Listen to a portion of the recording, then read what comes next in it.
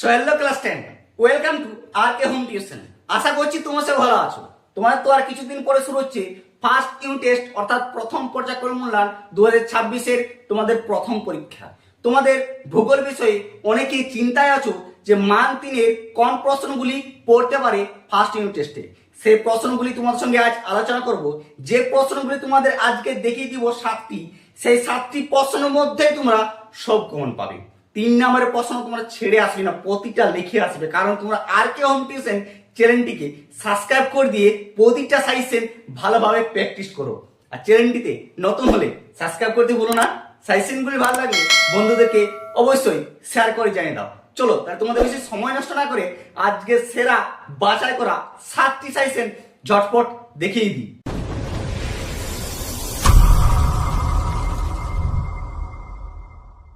দেখো ক্লাস 10, তোমাদের আজকে আলোচনা করব ভূগোল বিষয়ে মান 3-এর প্রশ্নগুলি। এই প্রশ্নগুলি তোমরা মিস করে যাওনি তো? এই প্রশ্নগুলি তোমাদের ফার্স্ট ইউনিট টেস্টের জন্য বিশাল এবং মারাত্মক ইম্পর্টেন্ট প্রশ্নগুলি। ঠিক আছে, এক একটি প্রশ্ন ভালো করে দেখো। নদীর মোহনায় বদ্বীপ গড়ে ওঠে কেন? নদীর মোহনায় বদ্বীপ গড়ে ওঠে কেন? মারাত্মক গুরুত্বপূর্ণ প্রশ্ন এটা, তোমাদের পড়ার প্রায় 100% চান্স আছে। ঠিক আছে, 2 নম্বর প্রশ্ন হচ্ছে দেখো, নদীর ক্ষয়কার্যের 3টি প্রতিক্রিয়া আলোচনা করো, অথবা প্রশ্নেই আরেকটি দিতে পারে যে নদীর বহন কার্যের ফলে 3টি প্রতিক্রিয়া আলোচনা করো। এই 3টি প্রশ্নের মধ্যেই তোমরা কমন পেয়ে যাবে। আমি তো বলছি 3টি প্রশ্নের মধ্যেই তোমরা কমন পেয়ে যাবে, বাকিগুলো দেখার দরকার নেই, কিন্তু তাও দেখে রাখো, কারণ নিজের স্কুলে প্রত্যেকটা নিজের স্কুলে কোশ্চেন তৈরি করে তো কারণবশত এই দিক ওদিকে একটি কোশ্চেন হতেও পারে, তাই এই 7টি প্রশ্নের মধ্যেই তোমরা সব কমন পাবে। ঠিক আছে, দেখো 3 নম্বর হচ্ছে পূর্বঘাট ও পশ্চিমঘাট পর্বতমালা 3টি পার্থক্য লেখো, অথবা নদীর উপত্যকা ও হিমাবহ উপত্যকার মধ্যে পার্থক্য লেখো। এই দুটা পার্থক্যের মধ্যে যে কোনো একটি দিতে পারে, অথবা তোমাদের দুটিয়ে দিয়ে দিতে পারে।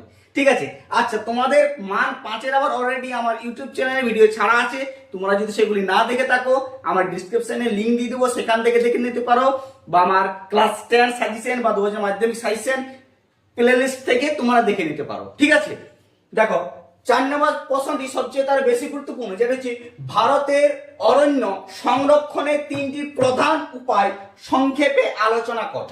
প্রশ্নটি বিশাল মারাত্মক প্রশ্ন। ঠিক আছে, কি ভারতের অরণ্য সংরক্ষণের 3টি প্রধান উপায় সংক্ষেপে আলোচনা করো। এটিও প্রশ্ন মান 3। এখানে যতগুলি তোমাদের প্রশ্ন বলছি প্রতিটা প্রশ্নের মান হচ্ছে 3। ঠিক আছে, দেখো 5 নম্বর প্রশ্ন হচ্ছে বদ্বীপ সংগঠনের বা বদ্বীপ গঠনের অনুকূল পরিবেশ আলোচনা করো। মারাত্মক গুরুত্বপূর্ণ প্রশ্নগুলো বলছি, একটিও মিস করে যাবে না। ঠিক আছে, দেখো 6 নম্বর হচ্ছে খাদার ও ভাঙ্গারের পার্থক্য কি, অথবা সামাজিক বন সৃজন কাকে বলে। ঠিক আছে, এই প্রশ্নগুলি ভালো করে মুখস্থ করো।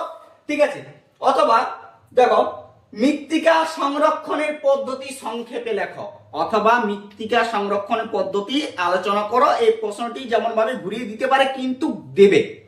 ঠিক আছে, দেখো ভারতের পশ্চিম বাহিনী নদীর মোহনায় বদ্বীপ গড়ে ওঠেনি কেন? এই প্রশ্নটি বিশাল এবং ভেরি ইম্পর্টেন্ট, ভালো করে প্র্যাকটিস করো। লাস্ট অথবা দিয়ে তোমাদের দিয়ে রাখছি। ঠিক আছে, ভারতের ম্যানগ্রোভ অরণ্যের বৈশিষ্ট্য লেখো। এই যে তোমাদের 7টি প্রশ্ন দিলাম, 7টি প্রশ্ন তোমরা প্র্যাকটিস করো, একদম গ্যারান্টি থাকছে এই প্রশ্নগুলির মধ্যে তোমরা 3 নাম্বার সব কম পেয়ে যাবে, আর 5 নাম্বার যে ছাড়া আছে সেগুলো তোমরা দেখো, ওখান থেকে তোমরা কম পেয়ে যাবে।